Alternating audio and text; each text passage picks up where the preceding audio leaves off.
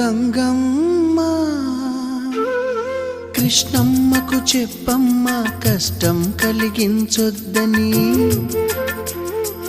యమునకు చెప్పమ్మ సాయమునకు వెనకాడొద్దని,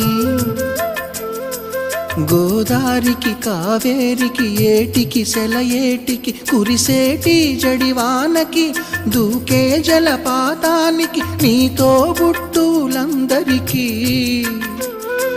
చెప్పమ్మా